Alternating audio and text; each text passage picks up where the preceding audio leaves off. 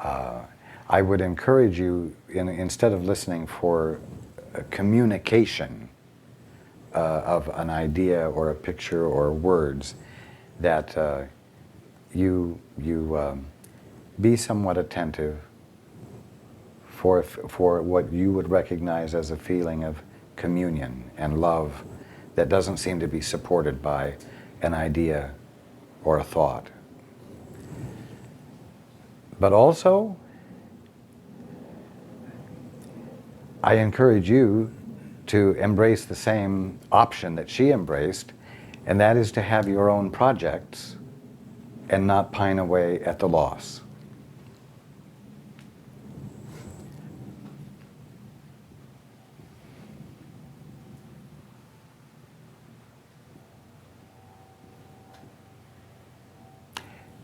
I say that not to, I say that only to encourage you and give you permission to move forward, because you have not tended to become morose and compulsively depressed. But if it's good enough for her, it's good enough for you to take hold of what's in front of you, you see.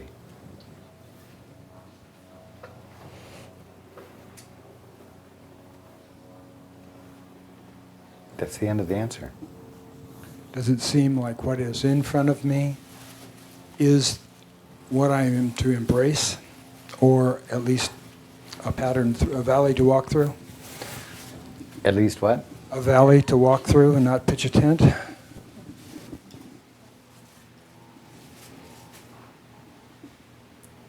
Oh, yes. Yes, you are not lost. You're on the path. Okay. Were the guides, the people that were helping me in the last 3 or 4 days, were they on track in terms of releasing blocks of energy and prior life obstacles? Yes, indeed. So I should embrace what they're offering, their gift. Yes. Thank you. You're welcome. It is good to see you again. Nice to see you, and thank you. And?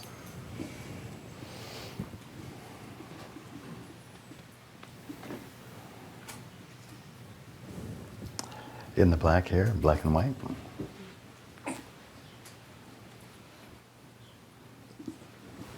I appreciated your answer as Joanne's question as well about marriage.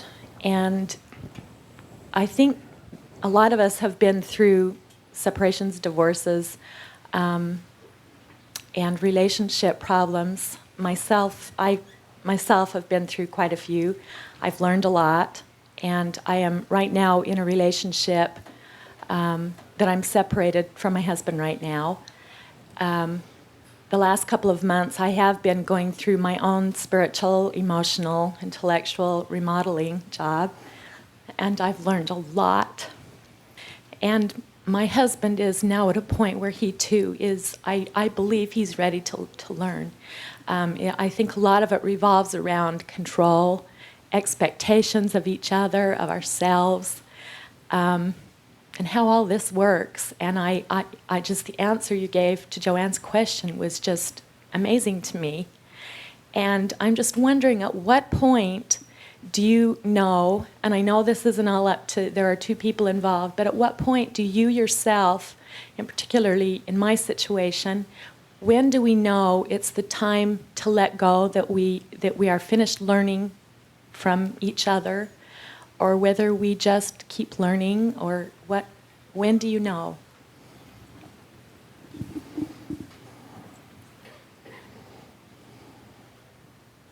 When there is abuse, that the abuser will not stop exercising.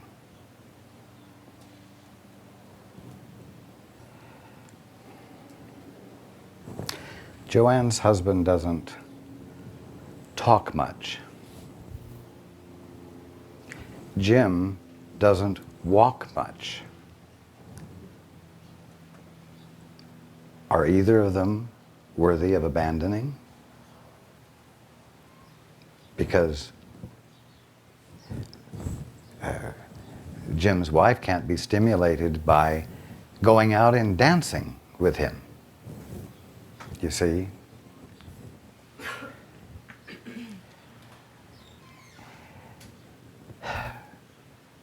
When you have a daughter or a son, it's like, your question is like saying, well, at what point do I disown him? At what point do I no longer love him or love her? Well, the answer is the only time you alter the relationship is when there is abuse going on that won't stop.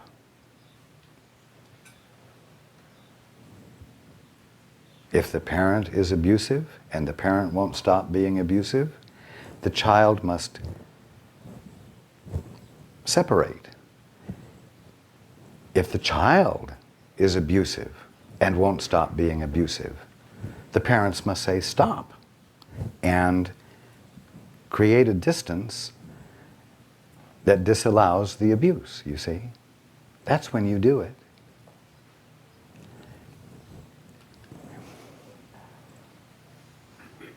It's like, when do you stop loving? That's what the question really says. When do you stop loving? You don't.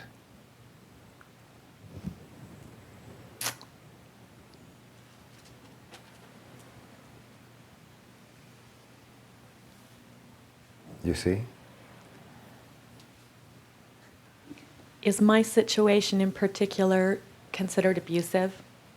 Because it's not real obvious. Is it? Feels that way. And have you said stop? Yes. And is there a willingness to stop? You've indicated that you recognize a willingness to change on his part. Yes. There seems to be.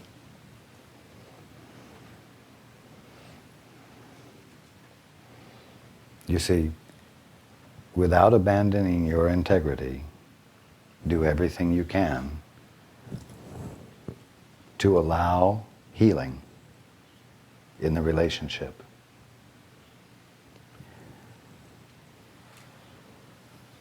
Everyone, including you, deserves not only a second chance, but a third chance and a 10th chance and a 1,000th chance.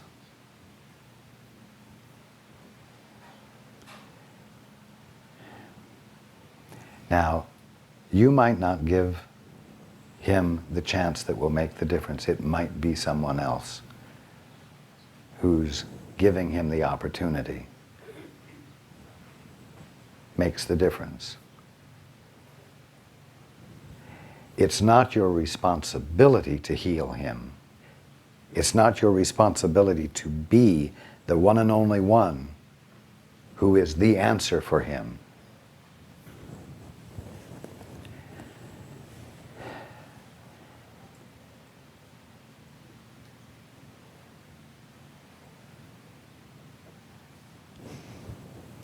But it's not time to throw in the towel yet.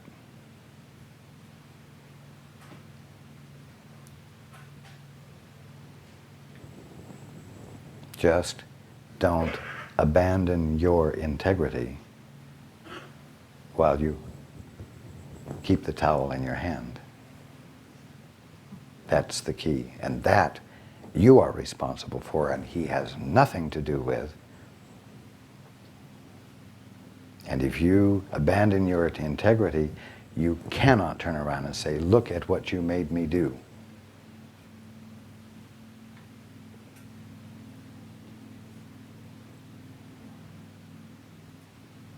I finally understand what you mean by that. Thank you very, very much. You are welcome. Okay. Thank you. You are welcome. Hands.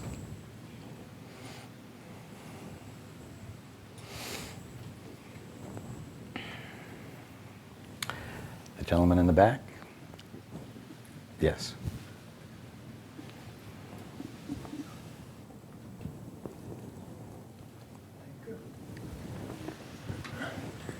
Hello, Roger. Good afternoon. I got two questions. One of them, I just want a quick answer. You have said in the past that we're going to hear some fascinating nonsense. And That's called the evening news. yeah, yeah. I'm just wondering if you include in that fascinating nonsense the works of Zechariah Sitchin. He talks about genetic manipulation, and I think it's BS myself. Good. I'm glad you have your common sense and wits about you. I mean, there is so much nowadays about genetic manipulation. Well, you see, it's about control, and it's about power, exercised in a complete ignorance of the fact that there is a God. That's exactly what my thought. Thank you. And it won't work. I didn't think so. I'm glad for. And in the process of it not working, God will become more clearly seen. Good. Okay. That's a satisfactory answer for me. If there's anybody else that wants more, well, they'll have to ask. Okay. Okay? Yes. All right. I have been listening to you for 15, perhaps 16 years. And I have been riding on a cloud occasionally, thinking that, oh boy, I am getting this. But all of a sudden, I realize I'm not getting it at all. Well, you are suggesting that you have enough sense to be able to tell the difference. I don't. And so your conclusion that you must not be getting it is not a valid conclusion. Okay. Okay, I'll buy that. But this recent stroke I had, which has impaired my speech a little bit, it's been quite unpleasant. And my nights are hell.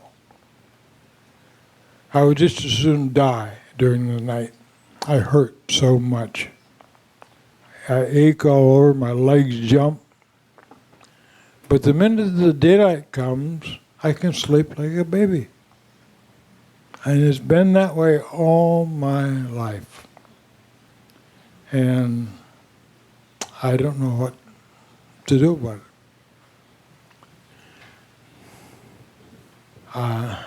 Do you have any suggestions? You have the right to sleep like a baby, night or day. I know that. And Now. it pisses me off that I can't. Well, that's where you get off the track. Yeah. What you need to do is to optimize the opportunity that you're in. And if you're pissed off, you are not in an optimal frame of mind. Well, I agree with that.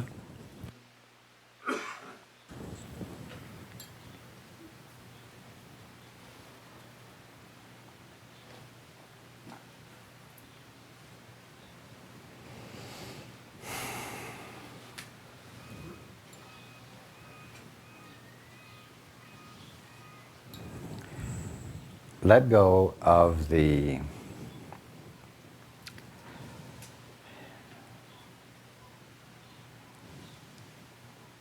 enjoyment you get at being pissed off. Yeah, there is a certain sense of satisfaction there. Not just in regard to this problem. Yeah. Yes. What you appreciates. Mm-hmm. So stop valuing the hit you get, the self-righteous hit you get. Yeah, I know. I know exactly what you're talking about.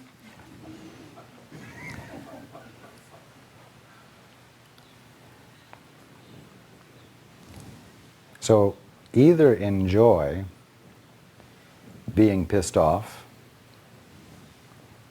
and accept what accompanies it, or make a different choice. You're doing exactly what you want to do. It's okay with me if you do it. I didn't think you'd care. You're the one who must come to the point of recognizing that it's either valuable enough to continue doing, or it's not valuable enough Not to continue productive. doing. And that's your learning, and that's part of your coming into your wholeness as the fellow that can sleep like a baby anytime. So why would I care? Yeah. Well, I understand that. I'm not going to lose any sleep over it. I know. I don't expect you to.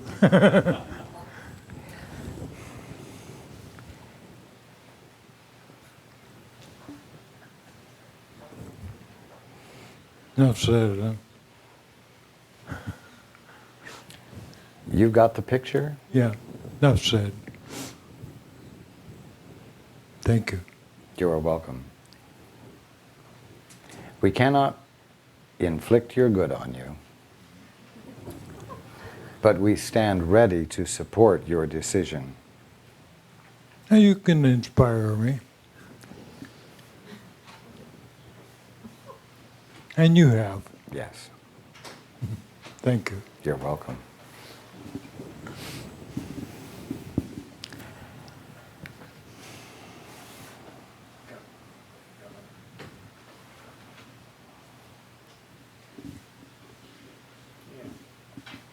We are going to take a short break. Hands?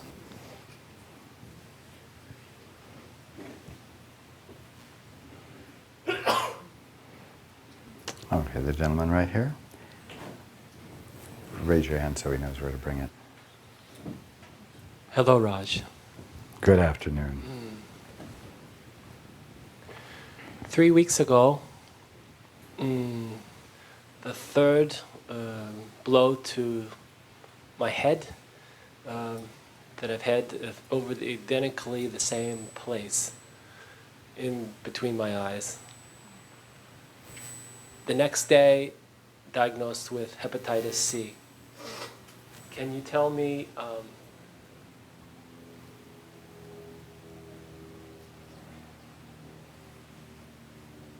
why me? Hold it a little bit. Why me? So what is going on?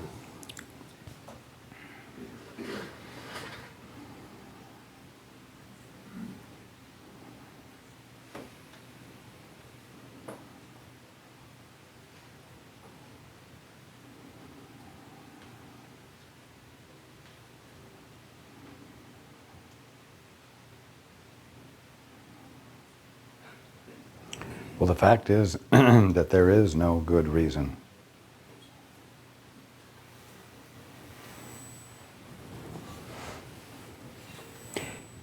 If you find the answer to that question, you're going to be stuck with the problem. If there's an explanation of why you, then you're not going to get relief from the problem. There is no good reason.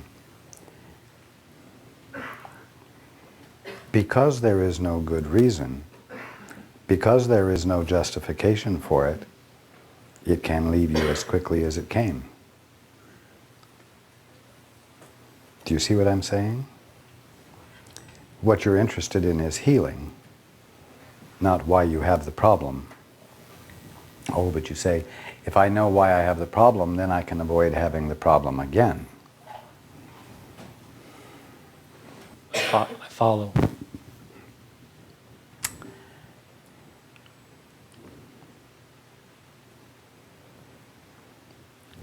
It's like asking, well, if God's creation is perfect, how did we ever get in a situation where we're experiencing illusion? Well, to put it simply, if you know, and you do know, that you're not having an ultimate experience right now, then why not give your attention to increasing your experience of the ultimate instead of finding out how you got into the mess, we'll say, in the first place? The fact is, and this is the reason God is not concerned for you, the fact is that your ignorance of ultimate things is not a fact.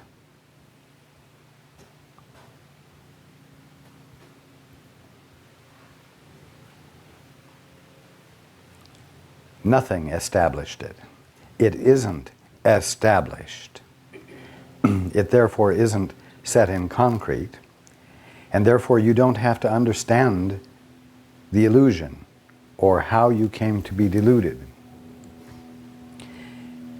It is enough to say that at the moment you are not experiencing reality as it is right here and now, but it's available for you to experience, and there's actually nothing blocking you or stopping you from experiencing it. Therefore, that is why I talk so much about your having curiosity.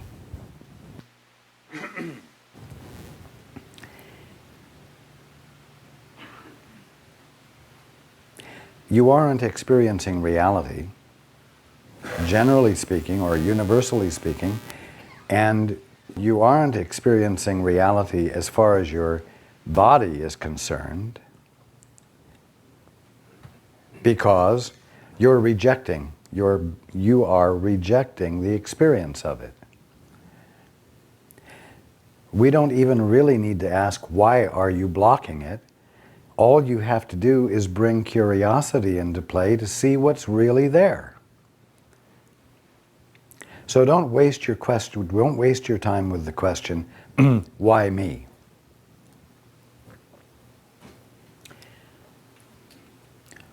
We could put it this way, why not you? Why not you having the opportunity to discover the allness of God and the non-existence of the problem as a fact?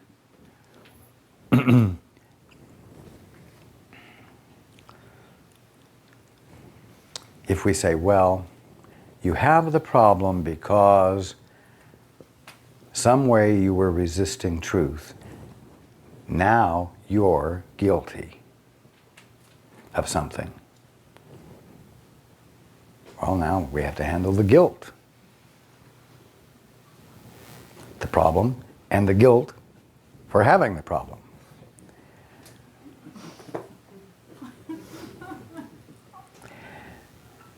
When simple curiosity to see what's really there, that God is being at this moment, and is the only thing that's going on there, the curiosity to see it is the answer. If you got it because you were exposed to it somewhere, then someone else is guilty for carrying it. You're guilty for being in the wrong place at the wrong time. And what can you do about it? Nothing. Hope. You see?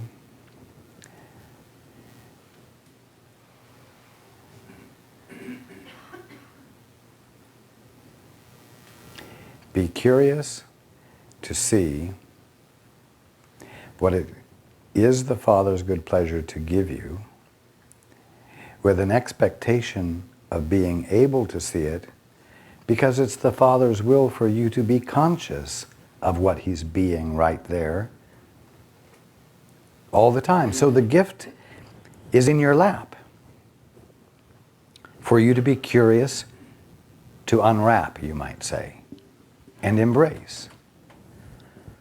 So don't ask, why did this happen to me? Be curious to see the glory of God. One of my disciples brought a child to me and who was ill, and he asked me, who sinned, the parents? And I told him in so many words, it doesn't matter who sinned, it's for the glory of God. It's the opportunity to see the truth revealed and have the allness of God confirmed, not who sinned confirmed, you see?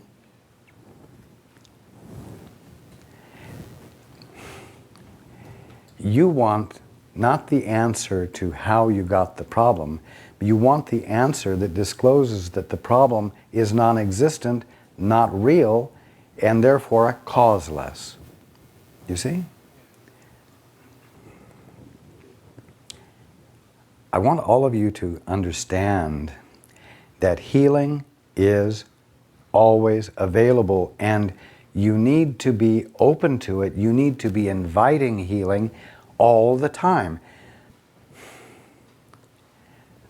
Somebody has an upset stomach and they say, oh, I've got to go get the aspirin, or they have this pain or this ache, oh, I've got to go get the aspirin, instead of saying, you see where their automatic interest is in relief by means of medication, we'll say, instead of at that very moment saying, oh, I'm curious to see this gone, because I know God is all, and healing is available to me faster than I can take the aspirin. You see where your curiosity and attention needs to be, and I'm encouraging you to desire to experience healing all the time about everything. Simply because that's the way you invite the experience of what is real, of what God is being.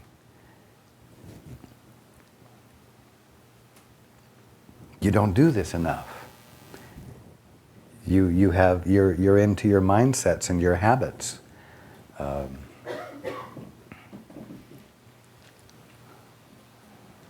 Be more actively curious to experience insight, clarity that you haven't had before about anything and everything all day long.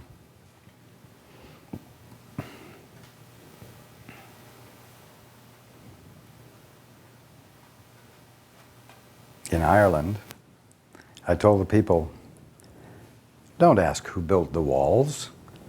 Ireland is full of walls that were built, and everyone feels obligated to work within the boundaries of the walls.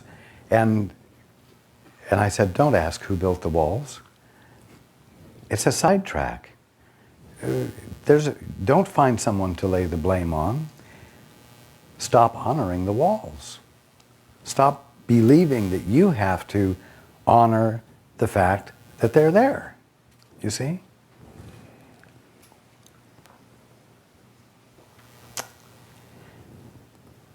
Be curious to experience arriving at home tonight with no physical problem.